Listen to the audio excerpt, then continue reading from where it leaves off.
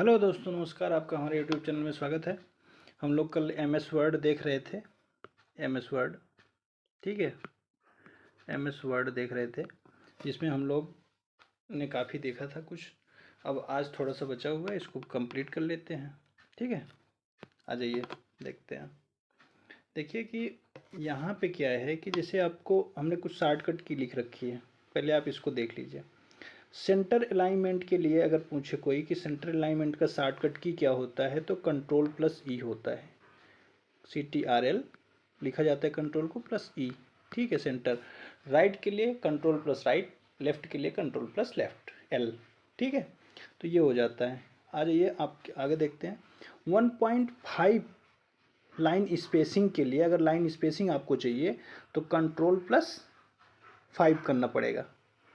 ठीक है, control plus 5 जब करेंगे तो लाइन स्पेसिंग मिल जाएगी कितनी, 1.5 इंच की, 1.5 लाइन की। ठीक है, 1.5 लाइन की स्पेसिंग आपको मिल जाएगा। अगर एक लाइन की मिलनी चाहिए तो एक लाइन की स्पेसिंग कंट्रोल प्लस 1 के लिए। ठीक है, कंट्रोल प्लस 1 के लिए। अगर 2 लाइन की स्पेसिंग चाहिए तो कंट्रोल प्लस 2 कर देंगे। ठीक है, आप लोग इतना याद रखिएगा। आ जाइए, इंसर्ट करंट डेट। अगर करंट डेट आपको इंसर्ट करना है, शॉर्टकट की क्या करेंगे, shift plus alt plus D. तो इसको क्या हो जाते हैं, साइड पढ़ देते हैं, साइड हो गए।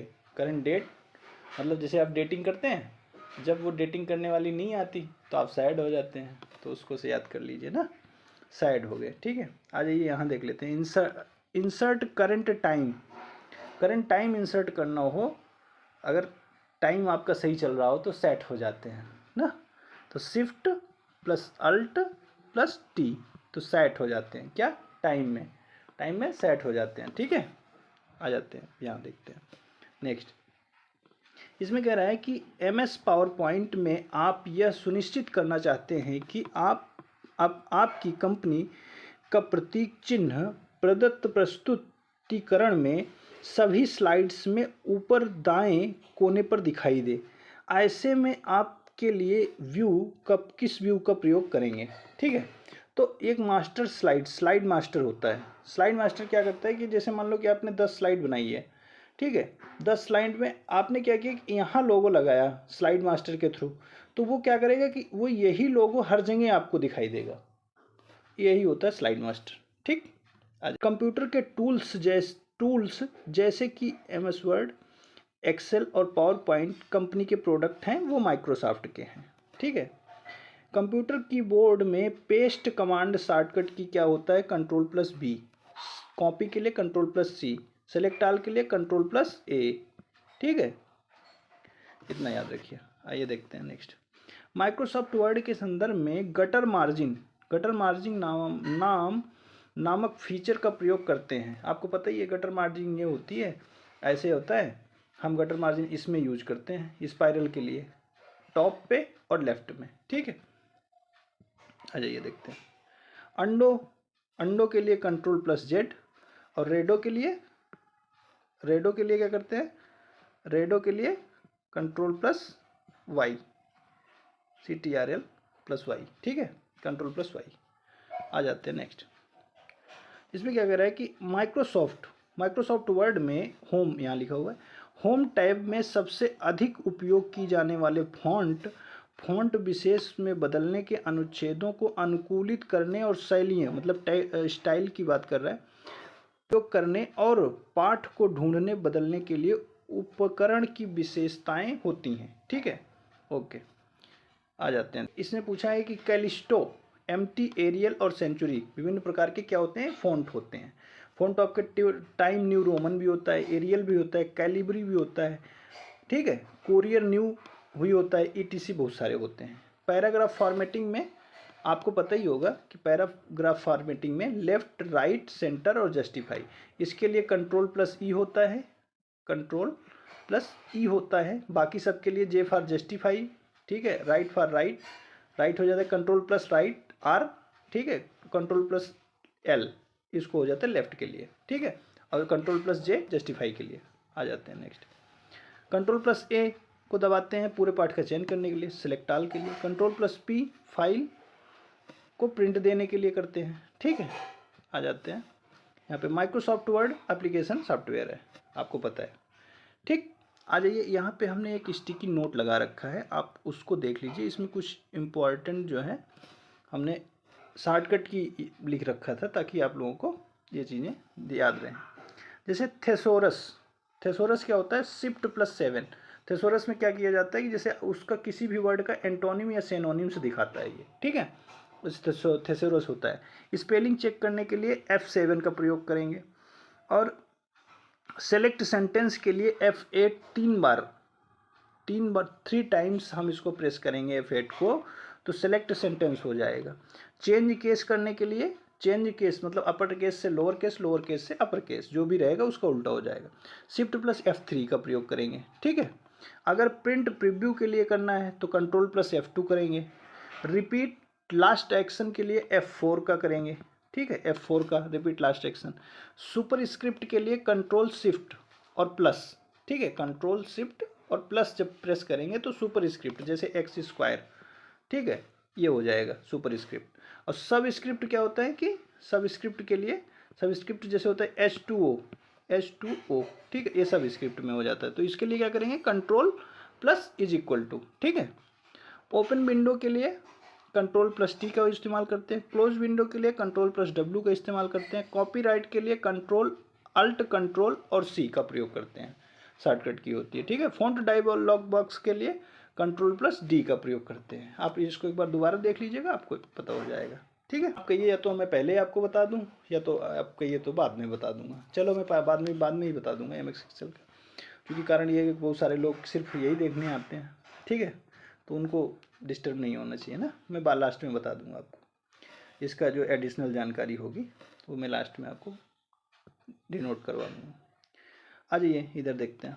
उपयोगकर्ता को उनके प्रश्नों या क्वेरी को पूरा करने में मदद करती है ऑटोफिल सजेशन। ऑटोफिल सजेशन क्या होता है? जैसे मान लो कि आप लिख रहे हैं कोई वर्ड, मान लो आप एड्रेस डाला, ADD डाले, तो आपके उसमें अपने आप आ जाता है RESS, ठीक है, एड्रेस का पूरा वर्ड आ जाता है, तो उसी को कहते हैं ऑटोफिल सजेशन, ठीक है, अपने आप आ जाता है। तो प्रकार चुनने और एक्सेल के डेटा स्रोत को व्यवस्थित करने की अनुमति देता है डिजाइन टैब। डिजाइन टैब में चार्ट होता है, ठीक है। अब आ जाते हैं इधर एक्स लुकअप, बी लुकअप। पहले तो आपको ये मैं पूरा बता ही देता हूँ, एक्स लुकअप, बी लुकअप, क्योंकि ये बहुत इंपॉर्टेंट है, कई बार पूछा जा चुका है। वी लुकअप क्या होता है? वी लुकअप, ठीक है, वी लुकअप क्या होता है?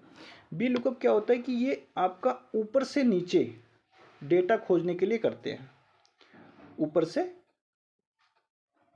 से नीचे डेटा खोजने के लिए, ठीक है, खोजने के लिए करते हैं। या सिर्फ लेफ्ट टू राइट ही खोज सकता है, लेफ्ट टू राइट खोज सकता है डेटा को, ठीक है।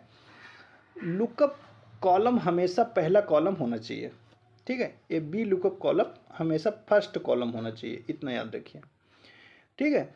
और कॉलम नंबर मैनुअली देना पड़ता है इसमें। कॉलम नंबर जो होता है वो हम मैनुअली देते हैं, क्यों? क्योंकि ये इसकी इतना नहीं है कि ये खुद से ले सके, ठीक है। ये हो गया वी लुकअप, ठीक, डेटा खोजने के लिए। अब आ जाते हैं एक्स लुकअप। एक्स लुकअप क्यों आया भैया? इस वजह से कि वी लुकअप थोड़ा सा ओल्ड वर्जन था ये, तो इसको क्या किया गया कि न्यू बनाया गया और इसको एडवांस बना दिया गया। एडवांस बनाया गया तो इसमें फ़ायदा क्या हुआ कि ये लेफ़्ट टू राइट चल सकता है, राइट टू लेफ़्ट चल सकता था, ठीक है, ये दोनों तरफ से काम कर सकता था। कॉलम नंबर याद रखने की इसमें ज़रूरत नहीं होती थी, उसमें कॉलम नंबर आपको देना पड़ता था, इसमें कॉलम नंबर की कोई ज़रूरत नहीं है। एरर हैंडलिंग ये बढ़िया करता था एक्स लुकअप, ठीक है, कोई डेटा खोजने के लिए एरर हैंडलिंग भी ये मतलब प्रोवाइड कर देता था, उसमें नहीं पता चलता था ये बात, इसमें वी लुकअप में, ठीक है। ये जो फाइल ये फ्लेक्सिबल और पावरफुल था एक्स लुकअप, इसलिए इसने वी लुकअप को रिप्लेस कर दिया। अब जल्दी कोई वी लुकअप को यूज ही नहीं करता, सब एक्स लुकअप यूज करते हैं, ठीक है। आ जाइए नेक्स्ट देखते हैं। ए वी लुकअप है, ए वी एक्स लुकअप, इसको देख लीजिएगा आप लोग, ठीक है। आ जाते हैं यहाँ एक्सेल सुविधा आपको मेल में डेटा प्रविष्टि के लिए मानदंड निर्धारित करने की अनुमति देता है जिससे अमान्य डेटा की प्रविष्टि को रोका जा सकता है। डेटा सत्यापन के लिए, डेटा सत्यापन क्या होता है? डेटा वैलिडेशन, ठीक है, इसको बोलते हैं, इंग्लिश इसकी डेटा वैलिडेशन होती है। अब डेटा वैलिडेशन का मतलब क्या होता है? इसमें यह होता है कि एक्सेल में गलत या अनचाहा डेटा डालने से रोकना, डेटा वैलिडेशन होता है। जैसे मान लो कि आप फॉर्म फिल करते होंगे, उसमें डीओबी दी है तो उसमें डिजिट ही जा सकता है, न्यूमेरिक डिजिट ही जा सकते हैं। आप सोचिए कि उसमें हम अल्फ़ाबेटिक प्रेस कर दें अल्फ़ाबेट से, तो उसमें नहीं आएगा, कैरेक्टर चला जाए, टेक्स्ट चला जाए तो नहीं जाएगा, वो कभी नहीं जाएगा। कारण है कि उसमें कंडीशन वैलिडेशन लगाया गया है, तो इस वजह से वो नहीं हो सकता। ठीक है, आ जाइए। तो 2007 में वर्कशीट पंक्तियों की अधिकतम संख्या कितनी है? 176। ठीक है, तो ये इतना होता है। अभी मैं आपको पूरा बता दूंगा इसका, ठीक है, लास्ट में परेशान मत होइए। आ जाइए, देखते हैं नेक्स्ट।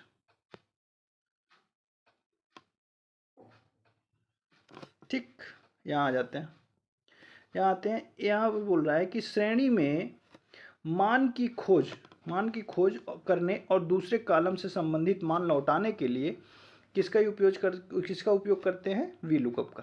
ठीक है, एक समीकरण है जो वर्क डेटा का पर संचालन करता है, फार्मूला पर संचालन करता है ये। ठीक है, वर्कशीट डेटा का संचालन किससे? फार्मूले से होता है। और फार्मूले की स्टार्टिंग किससे होती है? फार्मूले की स्टार्टिंग इज इक्वल टू होती है। ठीक है, आ जाइए यहाँ देखते हैं। इसमें क्या कह रहा है कि एक्सेल में कभी कभी सेल में वास्तविक डेटा के स्थान पर हैज आ जाते हैं। अच्छा, ये आ जाता है, ठीक है, हैज आते हैं, हैज के चिन्ह बन जाते हैं। ये होता है सेल कंटेंट प्रदर्शित करने के लिए कॉलम पर्याप्त चौड़ा नहीं है, मतलब जितना उसको चाहिए उतना उसकी लेंथ नहीं है। ठीक है, आ जाते हैं। यहाँ पे एक मिड फंक्शन है। मिड फंक्शन क्या करता है पता है? जैसे यहाँ पे लिब्रे लिखा हुआ है, LIBRA, ठीक है, वाई। ये क्या करेगा? मिड फंक्शन हमेशा 1 से काउंट करता है, 1 2 3 4 5 और 6। तो इसे यहाँ के लिखा 4, तो ये 4 तक काउंट करेगा, यहाँ से जाएगा 4 पे रुकेगा। ठीक है, 4 से फिर आगे देखेगा कि हमें 2 और बढ़ना है, मतलब एक ये, इसके लिए एक 2, तो ये दोनों वैल्यू आपको मिड फंक्शन प्रोवाइड कर देगा, RA। ठीक है, इसमें नहीं दिया हुआ था, इसमें कुछ कटा हुआ था, तो इस चक्कर में मैंने सोचा कि आपको ये बता देते हैं। ठीक, आ जाते हैं। तो यहाँ RA इसका वो आ जाएगा। आइए नेक्स्ट देखते हैं हम लोग। जैसे वो मिड फंक्शन था, वैसे ही एक काउंट फंक्शन होता है।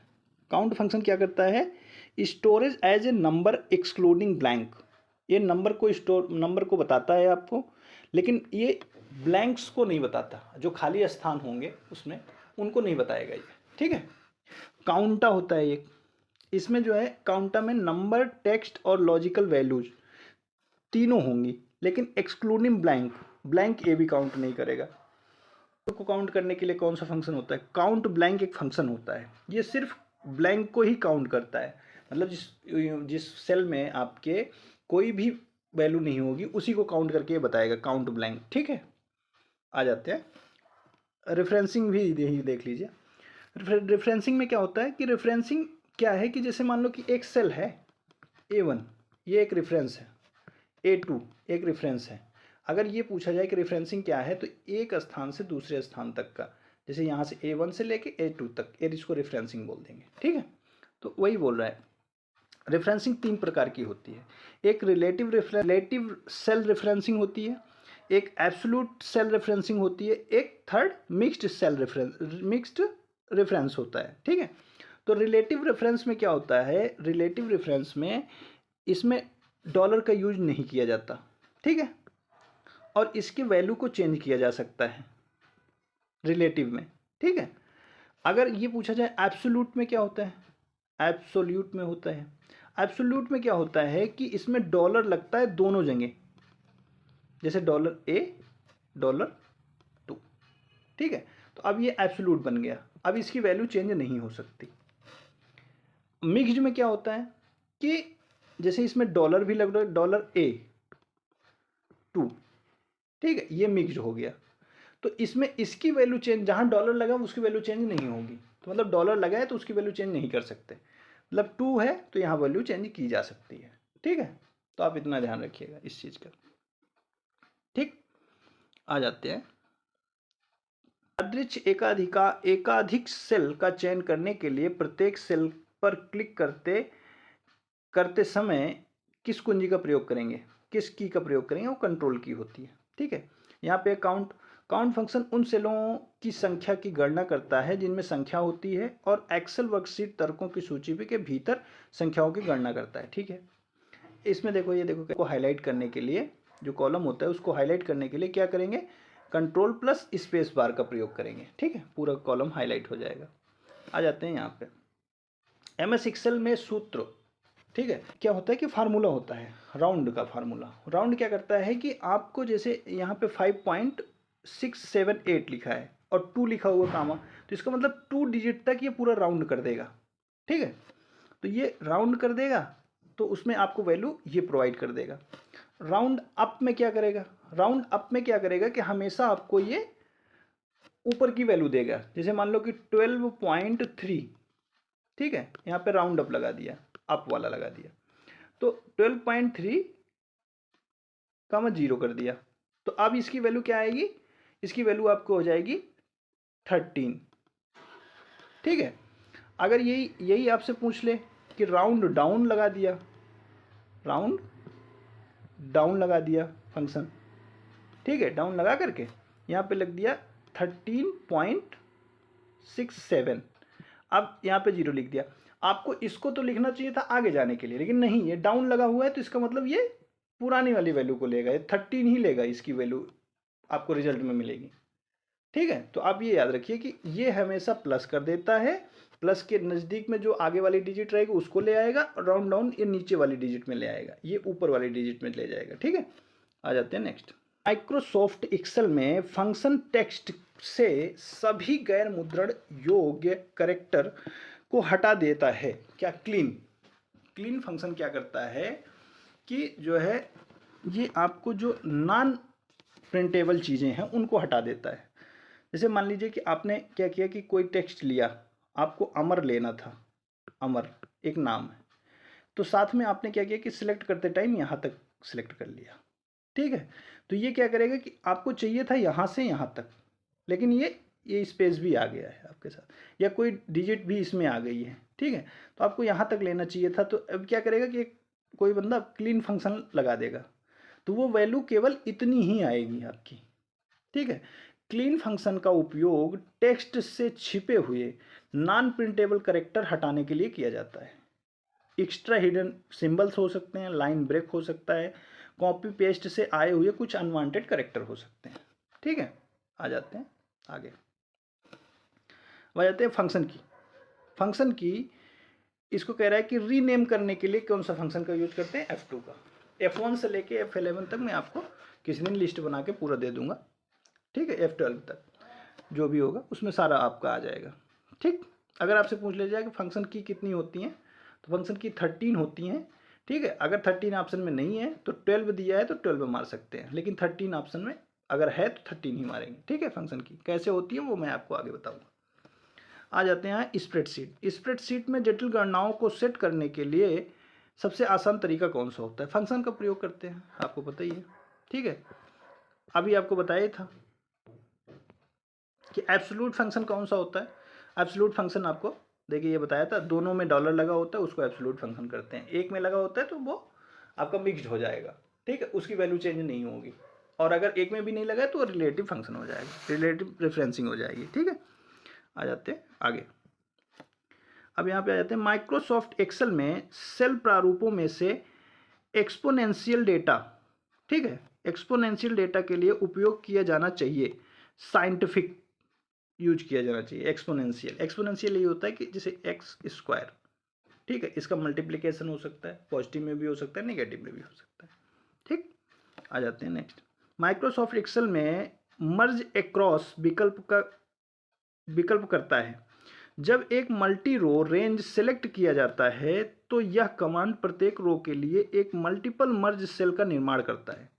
ठीक, सीट वर्ड प्रोसेसर और वेब ब्राउजर उदाहरण है एप्लीकेशन। फार्मूला किससे शुरू होता है? इज इक्वल टू से, अभी आपको पहले ही बता चुका हूँ। हाइपरलिंक का प्रयोग Ctrl+K का उपयोग करते हैं, ठीक है, Ctrl+K, ठीक।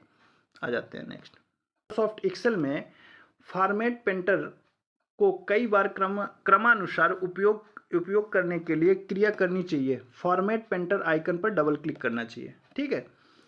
एक्सेल 2016 में कॉलम जी कॉलम एच के बीच 3 कॉलम डालने के लिए आप क्या करेंगे? कॉलम जी सेलेक्ट करेंगे और राइट क्लिक करके 3 बार इंसर्ट सेलेक्ट करेंगे, ठीक है। मान लो आपको कॉलम डालना है जी और एच के बीच में, तो इसको सेलेक्ट कर लेंगे, यहाँ 3 बार इंसर्ट प्रेस कर देंगे तो 3 कॉलम आपका क्रिएट हो जाएगा, ठीक। आ जाइए यहाँ पे MS एक्सेल 2016 में विंडो को 2 भागों में बांटा जा सकता है।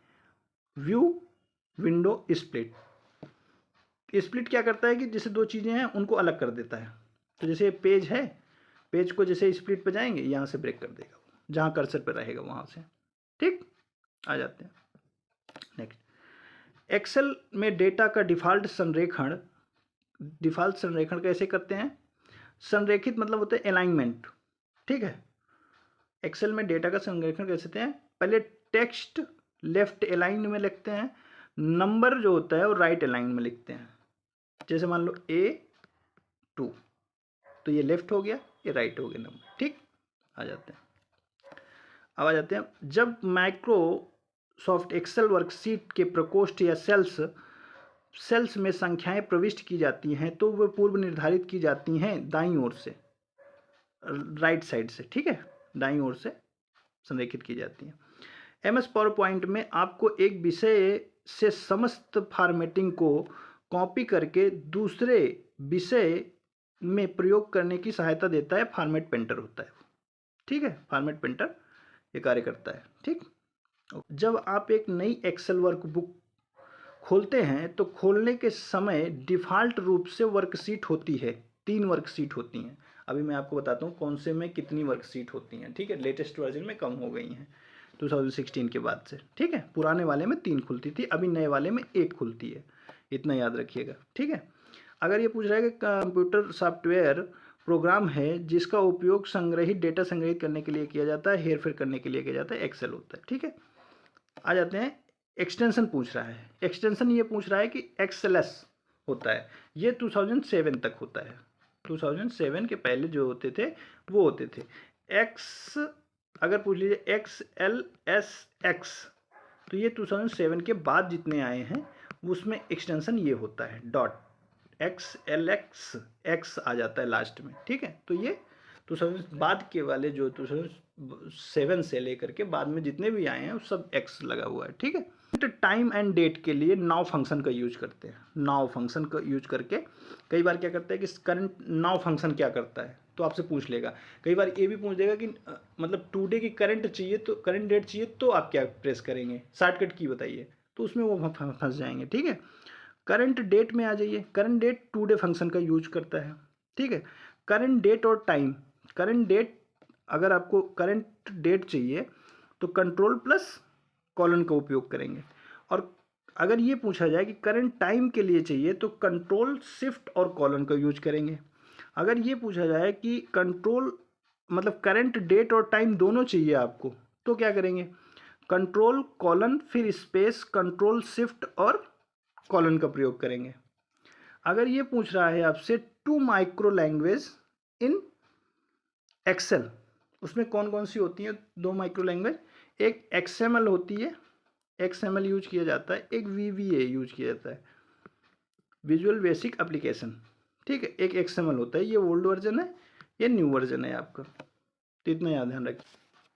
के बारे में क्या जानते हैं, अब जिसको जाना हो जा सकते हैं, हम नेक्स्ट क्लास नेक्स्ट में होगी, लेकिन हम थोड़ा सा एक्सेल के बारे में आपको बताना चाह रहे हैं, ठीक है, क्योंकि एक्सेल से क्वेश्चन पूछा जाता है। ये जैसे एक्सेल हो गया आपका, तो आपका सबसे ऊपर आपको पता ही होगा कि टाइटल मेनू होता है, फिर टाइटल होता है, टाइटल बार, फिर उसके बाद मेनू बार होता है, मेनू बार होता है, टाइटल बार होता है, उसके बाद आपका स्टैंडर्ड टूल बार होता है। यहाँ पे आपका नेम बॉक्स हो जाता है, यहाँ पे नेम बॉक्स, ठीक है, नेम बॉक्स NB लिख दे रहा हूँ, उसके बाद यहाँ पे फार्मूला बॉक्स हो जाता है। ठीक है, नेम बॉक्स क्या होता है? ये नेम बॉक्स सेल का एड्रेस बताता है आपको। फार्मूला बार में फार्मूला का प्रयोग करते हैं जो इज इक्वल टू से स्टार्ट होता है। ठीक, अब आ जाते हैं कि स्प्रेडशीट। एक्सेल की जो सीट होती हैं उनको स्प्रेडशीट बोलते हैं। ठीक, एक्सेल की जो सीट होती हैं उनको स्प्रेडशीट बोलते हैं। फर्स्ट स्प्रेडशीट का नाम था क्या था? वो था वीसी कैल्सी। वीसी कैल्सी फर्स्ट स्प्रेडशीट का नाम था ये। ठीक है, आ जाइए आगे देखते हैं। अगर आपसे ये पूछ ले कि एमएस डॉस की जो स्प्रेडशीट का नाम है, एमएस डॉस की स्प्रेडशीट का क्या नाम था? लोटस 1 2 3। ठीक है, अगर ये पूछ ले कि माइक्रोसॉफ्ट की स्प्रेडशीट का नाम माइक्रोसॉफ्ट की, तो वो तो एक्सेल ही हो जाएगा, एमएस एक्सेल। एप्पल की वर्क स्प्रेडशीट का नाम क्या हो जाएगा?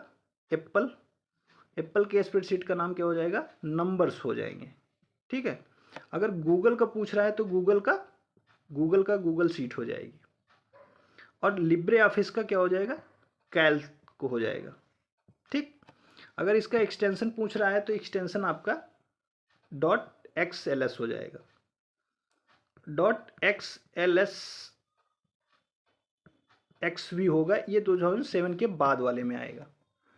अब ये पूछ ले कि अगर ये पूछ ले कि भाई आपका जो रो और कॉलम कितनी होती हैं, ठीक है, रो और कॉलम्स कितनी होती हैं, तो आप देख लीजिए कि रो और कॉलम 2003 तक जो थी, 2003 तक आपकी कितनी थी? रो थी आपकी 65,536। 65,536। अगर आपका कॉलम पूछ ली जाए, कॉलम था 256 उस दौरान। लेकिन अगर 2007 से पूछा जाए, 2007 से कितनी है, तो आपके रो थी 10 लाख, आपको पता ही है, 48,576। और अगर कॉलम पूछा जाए उस दौरान में 2007 से, तो 16,384। ठीक है, अब आ जाते हैं, आपको ये बताते हैं कि इसमें डिफ़ॉल्ट वर्कशीट अगर 2003 तक पूछा जाए, 2003 तक 3 डिफ़ॉल्ट वर्कशीट होती थी। और अगर 2007 से 2016 से अगर देखा जाए तो 1 डिफ़ॉल्ट वर्कशीट आपको दी जाती है। बाकी आप ऐड करना है तो आप ऐड कर सकते हैं। ठीक है, आ जाते हैं फिर, अगर आपसे ये पूछा जाए कलेक्शन ऑफ सेल को क्या कहते हैं? कलेक्शन ऑफ सेल को वर्कशीट कहा जाता है। ठीक है, और वर्कशीट के कलेक्शन को क्या कहा जाता है? वर्कबुक कहा जाता है। ठीक है, किसी टेक्स्ट या किसी चीज को जोड़ने के लिए आप कंकैटिनेशन का प्रयोग करते हैं। मान लो कोई टेक्स्ट है, आपने जोड़ा, उसको जोड़ना है, मान लो विपिन है, इसको पांडे के साथ जोड़ना है, तो आप कंकैटिनेशन ये वाला सिंबल यूज करेंगे, एंड ऑपरेटर का।